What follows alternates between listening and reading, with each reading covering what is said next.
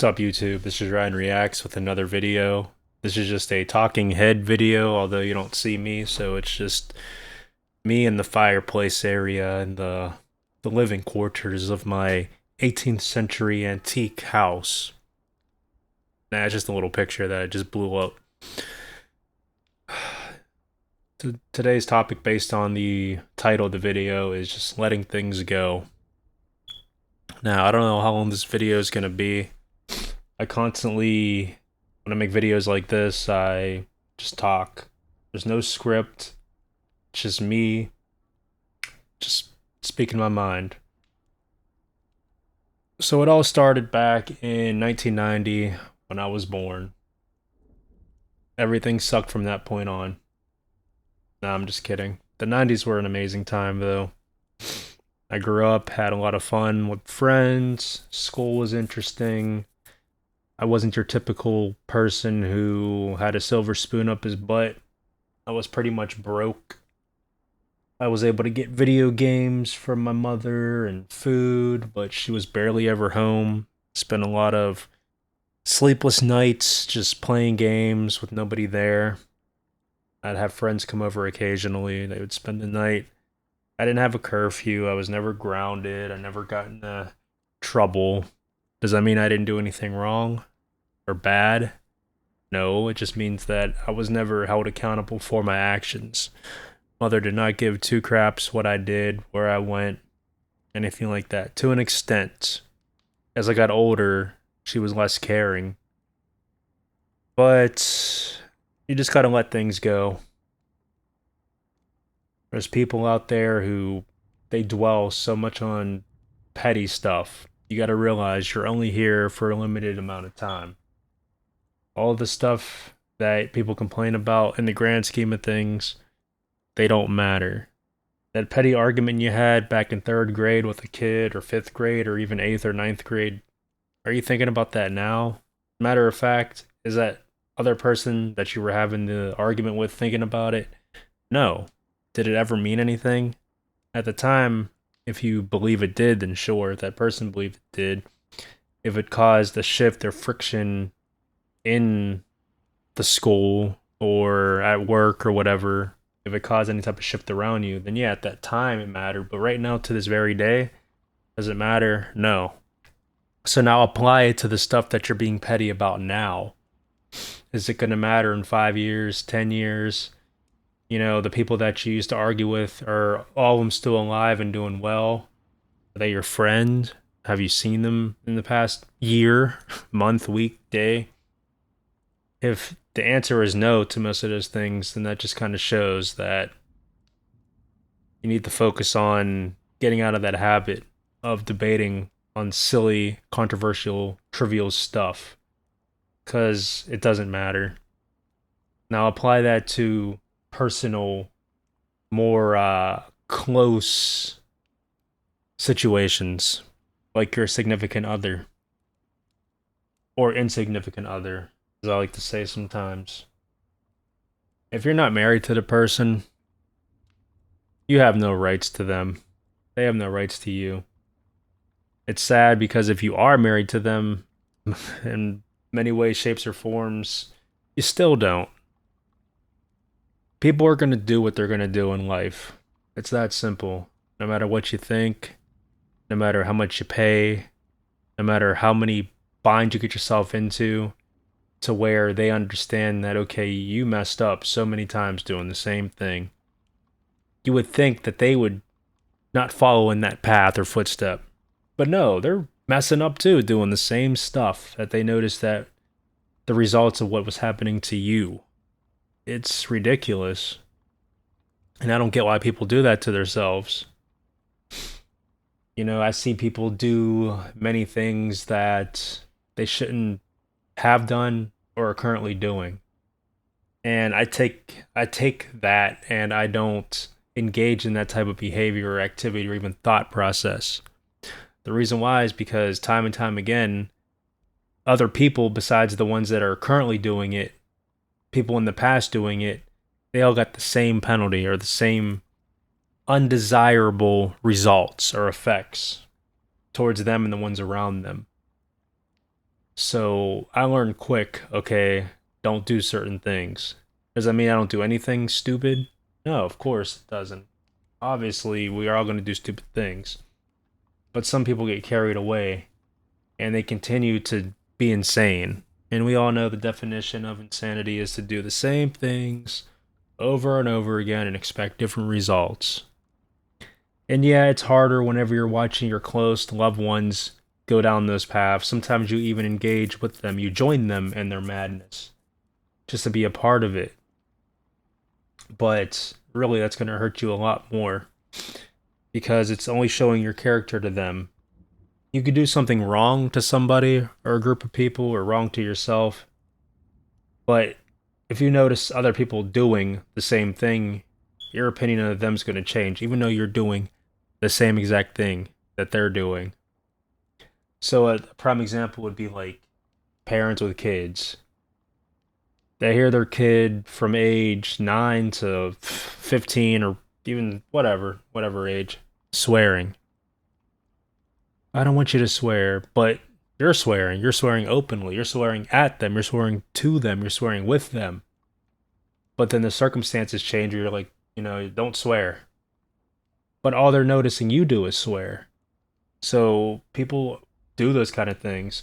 And then you have a negative opinion about your own kid for swearing, even though you're not setting an example by not swearing. Or cheating. A lot of people will cheat, but they can't stand being cheated on. And I was guilty of that. So I learned real quick to let go. I'm so calloused. Calluses, if you play guitar a lot, your fingers, or if you lift weights, your hands will get like all callousy. You kind of break yourself in, you get numb to it. My mind is calloused to so many things. Does that mean that I don't get affected or I don't feel it? No, it just means I'm so used to feeling it that I'm used to it. And I expect it from people. So my defense mechanism is to just shut it all out. It's to just not let it bother me or get to me. Because I expect it, I can't be let down when it happens because I already knew the warning signs ahead of time. And to even make that further, I'm going to assume more the extreme. I'm going to assume the worst before it even gets to that point. So then mentally, it kind of puts me in an illusion that, well, it wasn't as bad as it could have been. It doesn't mean I accept or agree with that person or what they're doing or how they're making me feel, but it at least helps ground me. It helps me understand that it really doesn't matter. And it's not going to be the last time, and it definitely wasn't the first time or the first 100 times people have let me down. Now, a lot of people could say, well, why don't you just mind your own business? And I can agree if it was pertaining to things that didn't involve me, but a lot of times, and you could probably agree or relate to, it is your business because it does reflect upon you, or it involves you, or it involves someone that you care about, because this random person decides to do or say or influence somebody that you care about to do something wrong or something immoral. So you place yourself in that because you don't want to see your loved one get hurt. It could be your daughter's friend at school, or it could be your son's friend at school, or peer pressure, or it could be your own parents. As people get older, like elderly people get like dementia, and they're easily susceptible of getting duped or scammed. We see it time and time again, whether it's on the internet with the Indian call scammers, and I don't want to just give a certain race or nationality, but it's so common for Indians and Indian call centers to do that, to scam. They call people's phones randomly. They have pop-ups just show up on your computer if you visit certain sites. So, yeah, external forces out there are trying to get in the way of your plans or people you love, their plans. So you just get irritated and you place yourself in there. So that's what I'm talking about. Not like random stuff that's uncontrollable. A lot of the stuff is controllable, but the issue is, and this is the main topic of the video, your loved ones not understanding or not giving a crap enough to take your guidance or to take your advice or to take your wisdom or to take your experience and apply it to their life. That's what you need to let go of. You need to let go of those types of people, even if it's your close friends or family. And I don't mean you can just, I don't mean shut them out of your life completely, but for certain elements, you definitely want to let things go. Let nature run the course that it's meant to run, period. And I said this in my last Talking Head video, but I was just trying to illustrate it a lot more. I was trying to make it really just set in because I talked about a lot more things than just that in the last one. So I'm just trying to get very specific, although a lot of my points start to wander away, but it all comes back. So you can't force anyone to do anything that they're not already going to do. That's pre-planned, premeditated, and that's that. But you do, however, have control over your own self and how you not only feel about it, but how you react to it or towards it or about it. Now, people's behavioral influence is stemmed upon their walk of life and what they've been through and what they've seen. So the way I might process things or even react to things may differ from yours. But again, the way I grew up, I'm so callous by everything that it doesn't affect me the same way it probably would for someone that's weaker minded. And I'm not a strong minded person by any means. I go through a lot of stuff mentally that I wish I never did or wish that didn't happen. But the truth is, it's getting easier. I'm getting better at it. But to get better at that means to get worse at other things because it makes me more cold and harsh and less patient towards people. Because again, like I said, I always expect the worst out of people. I trust absolutely nobody. I don't trust my kids. I don't trust my family. I don't trust myself. And if I don't trust my own self, what makes you think I could ever trust you? The only being that I truly trust is God. That's it. Our Lord and Savior Jesus Christ. That's the only being out there that I trust. But if I die and burn in hell and go to the lake of fire, then that won't even matter. Because it'll be absence of God. I'll be absent from God. So trust won't matter at that point. I'll just be suffering eternally. And with that in mind, that's kind of why I feel so cold and harsh towards people and how I came to that conclusion that I don't want to waste any more time because this life is so limited and it's so precious and valuable invaluable because you only get so much time. So that's why it's just not worth putting towards that much energy or efforts or thoughts or passion towards people that don't give a crap. Like I said, you can care about them at a distance, but don't try to force anyone to do anything. It's only a waste of time. Period. I don't want to just talk in circles, but hopefully that sticks. And what I'm doing by having this video isn't for you to change. It's just for you to have a piece of my mind. Planting the seed now because we plant today, but we don't get the fruit today. It's also to help you maximize your amount of time. Hey, I mean, if you want to worry about Jenny who didn't follow her Weight Watchers plan or Jenny Craig or whatever, you want to worry about her the rest of your life, she'll outlive you anyway because you're only stretching yourself out about it, wishing that she would lose the weight or wishing that your sister would stop messing with stupid idiotic men out there. Nah, I ain't got time for it anymore. I learned I learned my lessons for a lot of things, and I also learned to not dwell on people's stuff because you're only gonna get yourself more disappointed. You know, it's like you talk for an hour, it doesn't get through to the person, or they lie to you. They think that they'll listen and do what you tell them. And then 2 days later, they're right back getting abused by some idiot that they met on a dating app or whatever. So after so many times, I made a promise to myself, I'm done. And I'm not beating around the bush when it comes to people giving me their drama story. I tell them like, look, I care about you. I wish the best for you, but you're an adult. You make your own decisions. If you want to keep getting hurt, that's on you. Please, just don't ask me for anything when it comes to it. But sometimes you gotta pay people for them to leave you alone.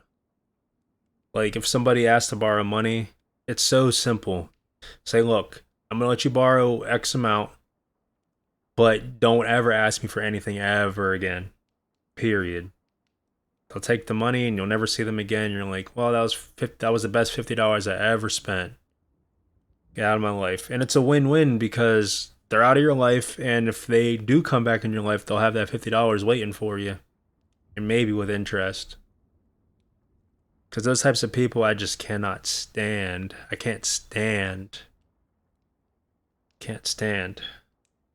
Just leave me alone. Just want to be left alone from retarded people, idiotic, stupid people. Are there hope for them? Yeah, there's always hope. There's always going to be hope. Of course.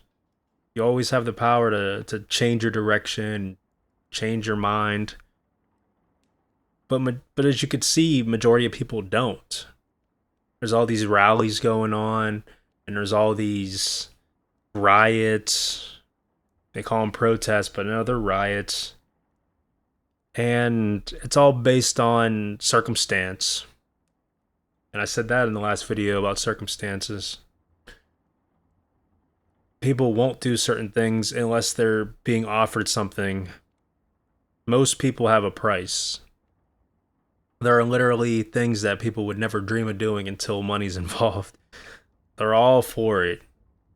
And the really feeble-minded people, they'll open their mouth, shove something in there, just the tip or the whole entire sausage, if you know what I'm saying, for $5, $50, $500, $5,000. Keeps going. If I offered you $5 million to suck on a cucumber, we'll just say, would you $5 million? Now most people are gonna just say no because they're gonna assume I don't have 5 million. And of course I don't have 5 million. If I have 5 million, I'd probably be making this video. I'd be making real change in the world, not just sitting here. Money's power, right? But no, they would say no, assumingly that the money isn't there. But if they seen a verified, like, registered amount in a briefcase at a bank, you flip the combination, you open up that briefcase, you see it glowing out, all this money, maybe 10 briefcases. Their knees are gonna be digging through the ground that they're on. What's up, Daddy? Let me plug it in. All right, go play. Close the door. Their knees are gonna scrape through the concrete that they stand upon, with the hands in the zipper ready to pull down for that 5 million. And it's stuff like that like makes me really, like, I already said, I can't trust anybody because of this monetary system, this illusion that we live under. I can't even trust you. I can't trust anybody. I can't trust anybody. Man, there's a story I want to say, but I'm out of respect. I'm not gonna say the story. I'm not going to. But let's just say you offer somebody money, you're getting something. Like, it's messed up. It's so messed up. But there is a group of people out there that will say no to any price, and I'm one of them. I am one of them. You say RyanREAX. Here, you want this cucumber? Give you 50 billion. You could you can literally you can have the Bitcoin. You could show me your Bitcoin wallet with the money. I you can literally have my Bitcoin wallet address copied. You could have it in there ready to go, ready to press that enter button to send it over. No, not doing it. Go ahead, challenge me. Post it in the comment section. Make a video. Or you can call me. Give you my dang phone number. I don't care. You can find my phone number so easy. Doesn't matter. Call me. I'll prove it to you. I won't do it. Now, would there be things I would do for money? Yeah, I mean, money isn't evil. It's the love of money, and that's what the point I'm trying to make. The love of money. I said the money lovey. The love of money is the root to all evil. 100% agree with that. Not only is it in the Bible, but it just makes sense because of the points I just made. People will do anything for money.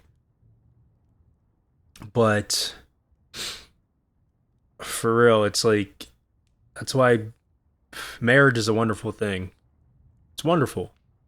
If the two right people get married, but no, it's messed up. You get two wrong people to marry, they're gonna cheat. You pay them enough, they're gonna cheat. So a lot of these people you don't gotta pay, you just gotta show up. They ready. And that's why I'm not worried about relationships. I'm not worried about trying to impress people. People don't like my hair. People don't like my personality. People don't like my political views. I could give two craps less because who are you anyway? Oh, I have your approval? Well, who the heck are you? Yeah, I have this retard's approval. I don't care about your approval. The only time I ever care about someone's approval is if I can be myself and if they like it. That's it. I'm not going to bend or conform for people. It's a joke. For what? Because even the people that might support me for my true self, they may be people I don't even like. Or they're doing things I don't like. So I don't, if, like, it doesn't matter. It's a joke. So that's why I'm not worried about it. And I hope that you found this message vital key pieces of info. I'm going to cut this one short. As always, may the Lord Jesus Christ bless you. Please think about this stuff. Please change. Please stop doing stupid stuff. Don't eat a cucumber for $5 million. Put this in the meme directory archives.